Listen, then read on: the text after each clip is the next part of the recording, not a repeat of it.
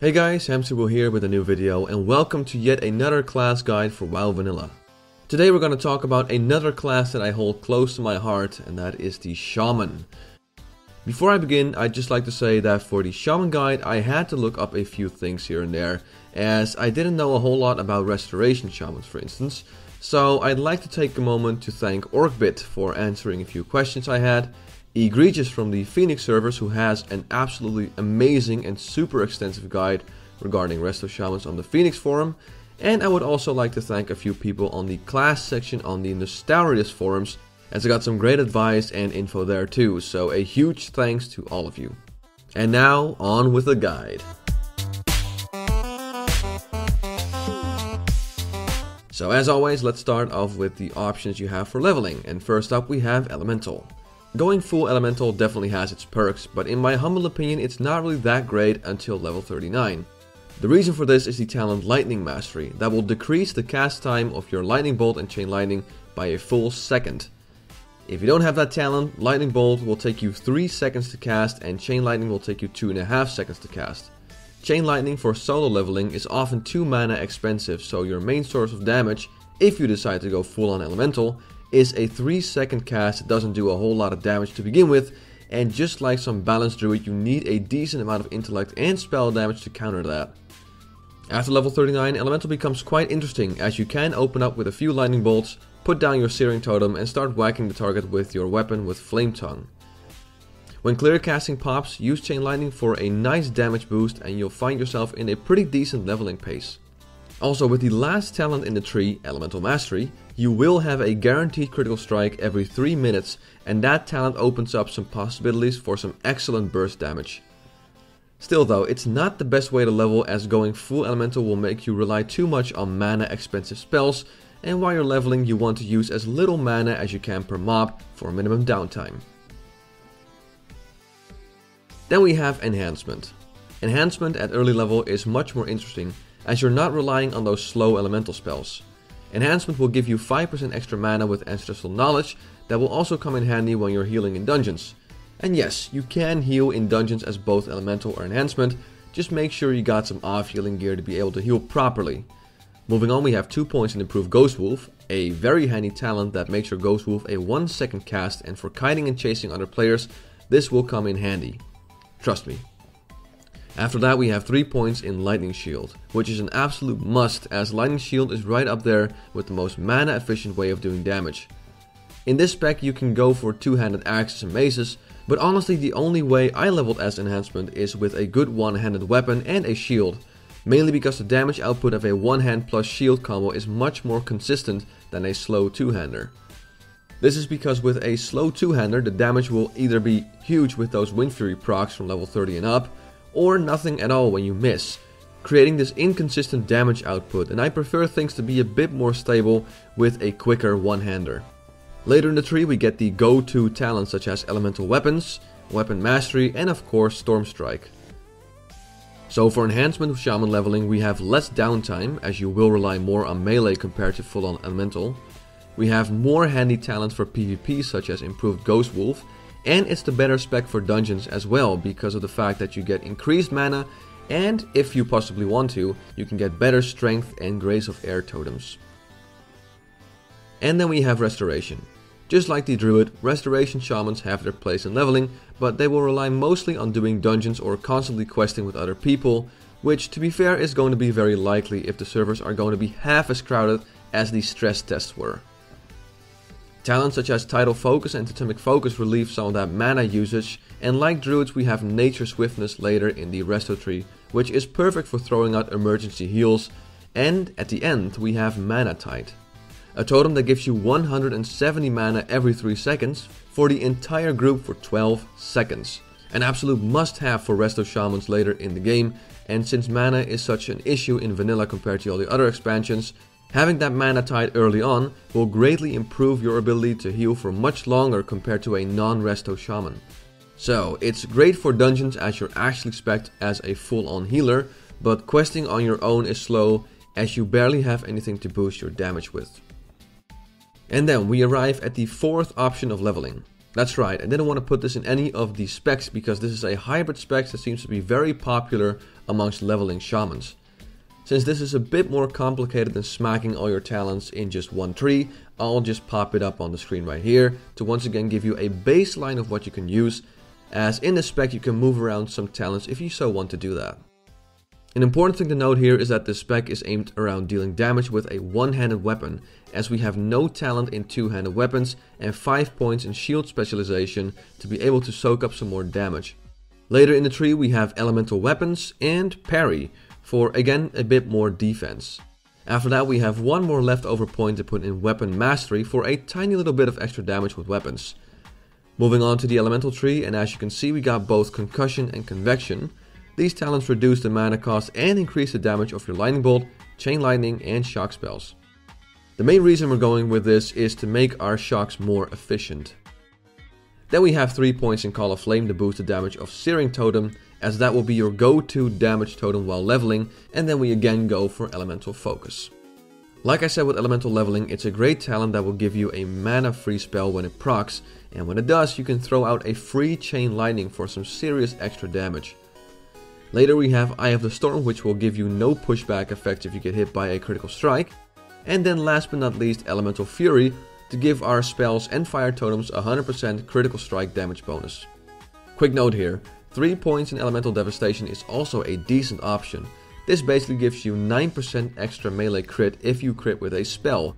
But because you'll barely have any spell crits while leveling, I decided to not go with this talent. So yeah, it's a weird kind of spec, but it's all focused around two things: durability and efficiency.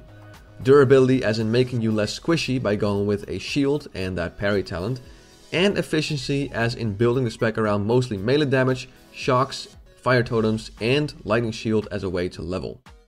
I leveled as full on elemental, full on enhancement, and after that I tried out this hybrid spec. I noticed a lot less downtime as there's a lot more time when I'm not casting spells, so my mana had a lot more time to regenerate. Honestly, I consider this to be the best leveling spec as it has the least amount of downtime, it's good in PvP, it's good for dungeons, and it's the most flexible of all the leveling options. So that's the leveling options you have for shamans. Let's talk about your endgame options, starting with PvE. First up we have Elemental. Elemental, like balanced druids, is frowned upon and people say it can work in endgame content, and once again I don't agree with them. Just like balanced druids, elemental shamans have mana issues, but there's a few ways to counter this. The most common way is to bring mana potions and dark runes to raids, and if you're seriously considering raiding as elemental, then I suggest you bring a bunch of those to every raid you're going to. Second of all, you can use lower rank lightning bolts. That's right, it's not just healers who can resort to getting a better healing or damage per mana ratio by downranking, it's also an option for any class who isn't capable of using a max rank spell throughout the entire fight. Now this sounds horrible, but the DPS difference between max rank and a slightly lower rank is not that big, and it does allow you to fight longer, and you also have a lot more damage done. It's important to know that as an elemental shaman, you will be able to do excellent damage in dungeons as the fights are shorter, so you can use totems and chain lightning, but for raiding, it's nothing but spamming lightning bolt and buffing group with support totems like mana spring, wind fury, etc. So your DPS in raids will not be on par with the equivalent geared warlock or mage. This means that just like balanced druids, you have to go the extra mile. That means mana potions and dark runes like I said earlier on, but also consumables like wizard oil and flasks of supreme power. This is absolutely necessary to counter the fact that you're suboptimal DPS. However, go the extra mile, get some good gear with a fair bit of intellect and spell damage, and you will be able to keep up. Now in terms of specs, there's two options for you to choose from: elemental spec with elemental mastery, or elemental spec with nature swiftness. So yeah, the only real difference between those two specs is just one talent. Elemental Mastery gives you that guaranteed crit, which works great for when burst DPS is needed, and Nature Swiftness makes your next nature spell an instant cast, which also adds a bit more DPS, but it can be used to help out with keeping the tank up if his health gets too low, so that instant heal could be the difference between a wipe or a kill. I prefer the Nature Swiftness spec as you are a support class just like a druid, so having that emergency heal is wonderful, and you can still use it to boost your damage a little bit. So for the Elemental Shaman we have good DPS in dungeons because they can use their incredible burst damage there, but in raids they are forced to spam Lightning Bolt, which means suboptimal DPS in raids and a boring rotation. And because they are suboptimal DPS, you need to go the extra mile in terms of consumables and gear and enchants. Moving on to Enhancement in PVE. Enhancement in PVE is actually viable, but in most cases raids will only bring one Enhancement Shaman to the raid that has the Nightfall Axe, which can be created through Blacksmithing by the way. The reason for that is so the Enhancement Shaman can apply that 50% extra spell damage proc. Yep, if you're going Enhancement, you're probably gonna be nothing but a buff bot to the other people. Other than that one Shaman though, Enhancement Shamans have it tough in raids. Their main source of damage output is just hitting the boss with your weapon and hoping for Wind Fury procs to boost your own damage a bit. Storm Strike is probably not going to be on the table, as in the beginning bosses will have a max of 8 debuff slots, and using one of those for Storm Strike is probably not the best of ideas. Basically, the only thing you're relying on is just hitting the target with some white hits and an occasional shock if you can spare the mana. These two abilities on their own won't do enough damage, even with some raid consumes, which is why raids never really bother to bring more than just one Enhancement Shaman for their raids. So yeah, it's viable, but only if you get that Nightfall weapon, and it is important to know that applying those procs on the boss is your main goal. Don't expect to do any amazing DPS on your own, as you can drop totems like Grace of Air, since having Wind Fury totem down is always a must to buff the other melee classes. Despite that, Enhancement Shamans in dungeons aren't too bad. Here you can actually use Storm Strike, you have more room to use totems, and since the fights are usually shorter, you have more mana left to dish out some shocks. With a few Wind Fury procs, a Shaman can keep up just fine compared to a mage or something in dungeons, so not all is lost. So for Enhancement Shamans I used this spec as a baseline for what you can use in raids. I did not go for improved Ghost Wolf since that's more PvP focused, no Lightning Shield as in both dungeons and raids. You should not get hit by mobs at all, and no hits by mobs means no damage from Lightning Shield, so putting 3 points in there is a little useless. Instead I went with 2 points in Guardian Totems, as Grounding Totem can be quite handy to soak up some spells from bosses, and take a bit of stress off the healers. Then we have 2 points in Enhancing Totems, mainly for that 15% increased effect of your Strength of Earth totem, 2 points in Improved Weapon Totems to make that Wind Fury totem more powerful for the fellow melee DPS in your group, and then obviously at the end we have Storm Strike. Then in the resto tree we have 3 points in Nature's Guidance, which is an absolute must for any Shaman that isn't hit capped yet. And then 1 point in Totemic Mastery to increase the range of your totems so you're less likely to reposition them in a fight and thus potentially saving you some mana. So in a nutshell, Enhancement Shamans have their place in raids, but only for one per raid, and they will be there as a buff bot and not a serious DPS, which means your DPS will be low. Getting Nightfall is an absolute must, and since you will be relying on white hits and Wind Fury procs, the rotation is also rather boring. And then we have Restoration. Restoration Shamans, just like Restoration Druids, will be the go-to spec for many Shamans who want to get into raiding. It's the spec where they are most useful, as they do not need to go out of their way to bury themselves in raid consumes just to be able to keep up. For Resto you'll mostly be dishing out 3 main heals, including Chain Heal, Healing Wave and Lesser Healing Wave. Chain Heal is what is probably going to be your main heal, as it has the best mana to healing ratio of the lot, and just like other healers, using a lower rank is the most efficient way to go. Healing Wave is your heavy hitter. It's mostly used in combination with Nature's Swiftness as an emergency, and it can be used for when heavy healing is needed on the tank. Watch out for the mana though, as it is quite expensive to use. However, in short fights it can be very effective, especially if the target has 3 stacks of Healing Wave on them. And yes, I will elaborate a bit more about this talent later on. And then last but not least we have Lesser Healing Wave, the flash heal of the Shamans.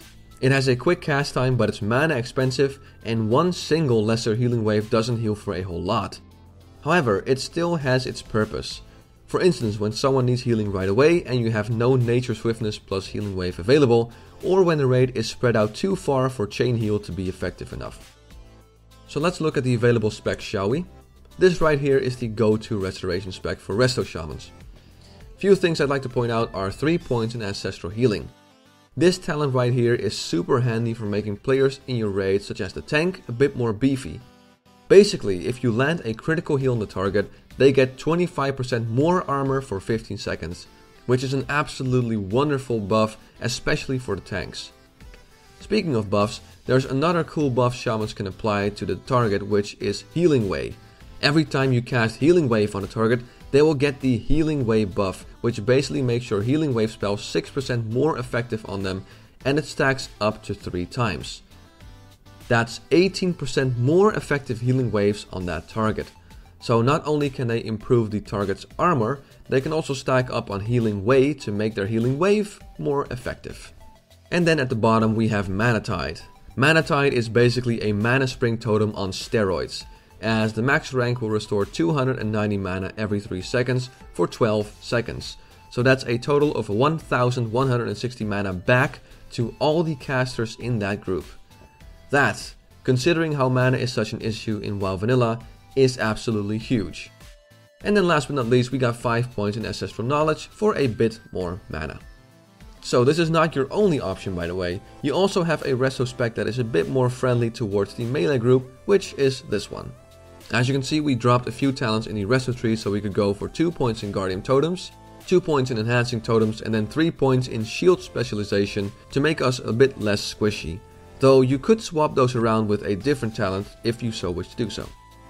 So basically with this spec we get more powerful totems and a bit more survivability, but we lose some anti-pushback talents, reduced threat talents, and our reincarnation spell will take longer to get off of cooldown as we don't have 2 points in improved reincarnation. So for Restoration Shamans, this is the go-to spec for Shamans. They provide great buffs with their totems, especially totems such as Wind Fury and Mana Tide, but they also provide the buffs such as the improved armor and healing taken buff. And now it's time to talk PvP, starting with the Elemental Shamans. Elemental Shamans, like I said before, are well known for their incredible burst damage, which is very handy in PvP. With a little luck from the crits, you can dish out well over 2000 damage with a Lightning Bolt plus Chain Lightning, which, if timed right, will hit the target at the same moment when attacking from a distance. The fact that they also use a one-hander and a shield means that they can soak up a warrior's charge or a rogue's opening stun lock better than an enhancement shaman that's wielding a two-handed weapon. As a baseline, we're going to use the go-to elemental spec in PvP, which is this one right here. Notice that we did not go for elemental mastery but nature swiftness, as I personally think nature swiftness is a little bit more handy and provides you with a lot more survivability, and it can also be used as an offensive spell. However, you can swap out nature swiftness for elemental mastery, so you have a guaranteed crit every 3 minutes, further adding to that great burst damage potential of elemental shamans. A few more talents you can move around are 3 points in convection to 3 points in reverberation, which lowers the cooldowns of your shocks, but it makes your spells more mana expensive. You can, if you have 4% hit from your gear, get rid of nature's guidance and put it in healing focus, or maybe 1 point in title mastery for an extra 1% crit. So as you can see, the elemental shaman spec is somewhat basic, but there are a few things that you can move around to make it fit what you want. So what's the downside of elemental shamans? Well, both their damage and healing spells are nature, which means one counterspell or something similar, and both your healing and offensive spells are locked, which can be lethal. Also, shamans in general lack CC abilities such as sheep, fear, or whatever, which means that sometimes it is a little tricky to get away and gain some distance with an enemy player. So in a nutshell, for the elemental shamans we have great burst damage, good survivability because of the fact that you're wearing a shield and because of nature swiftness, but you have to keep in mind that like the other specs they lack CC, and your healing and damage spells are both nature. Then we move on to Enhancement in PvP. Enhancement is the melee spec, so to say, heavily relying on melee crits to proc Flurry and of course those ever important Wind Fury procs. For Enhancement we have 2 specs we can use as a baseline, and the first one is this one. So like I said, Flurry is very important as it improves your attack speed after you've landed a critical strike. And more attack speed means more hits, which in the end means more chance of getting Wind Fury procs. A few other things to take in mind is once again 2 points in improved Ghost Wolf to give yourself a bit more mobility, and unlike the PvE version we did not go with improved weapon totems, as you will barely ever use either Wind Fury totem or your Flame Tongue totem, so that's kinda useless. Then in the elemental tree we've put in talents all the way up to Eye of the Storm. The reason for this is that immune to pushback effect, making it much easier to throw out some quick heals when you feel like you're taking too much damage. Now Eye of the Storm procs when you receive a critical strike, so what you can do to trigger it is make a macro where you just sit down, because as soon as you sit down, you have a guaranteed critical strike for melees. So, if you have a rogue, a warrior, or a pet on you, use that macro and you get an instant Eye of the Storm proc for a pushback free heal or whatever. Just a little tip there. The other spec that we'll look at is this one. This one is exactly the same when it comes to the enhancement tree, but instead of putting talents in the elemental tree, we went with putting talents in the resto tree. Mainly for that 3 points in Nature's Guidance, which gives us 3% hit with both melee attacks and spells, and then 5 points in Nature's Focus, which gives you a permanent 70% chance to avoid pushback effects while casting a healing spell. Both of these specs are viable, and like always you can move around some talents if you so want to do that. Right, for the Enhancement Shaman in PvP we have great potential burst damage when you're a little lucky with the crits and the Wind Fury procs. You're less vulnerable to interrupts as you don't have to cast all the time, but Shamans themselves have nothing to break immobilizing effects. Ghost Wolf does require a short cast time, and there's no gap closer like Charge or Blink, so you are vulnerable to being kited around. And then finally we have Restoration in PvP. Resto Shamans in PvP definitely have their place. They're a wonderful support class because they have so much to offer for the team that he's with, and also so much to offer against enemy players. Hanging in the back, dropping totems like Tremor Totem to get rid of fear effects, throwing out a potential game-breaking Nature Swiftness heal, using Purge to get rid of buffs the enemy players have, and of course throwing out the occasional Earth Shock to interrupt spellcasters. Speccing Resto in PvP is definitely a good way to go if you prefer being a support to the main group rather than being in the front and doing damage. So, for Resto Shamans we have a few specs to choose from, starting with this one. Now this one is also the most viable for doing dungeons, as it has the most points in the resto tree. But do know that you are missing out on 50% threat reduction, so it's not the best way to go for dungeons, but it definitely works. In the enhancement tree we did go for improved Ghost Wolf once again to increase mobility, and we have the rest of the talents in the resto tree all the way up to Mana Tide for extra durability. The second spec we can choose from is this one right here. Now this one takes away several talents from the resto tree, and in return it gives you a bit more damage with Lightning Shield, more powerful shocks that cost less mana, and more importantly clear casting.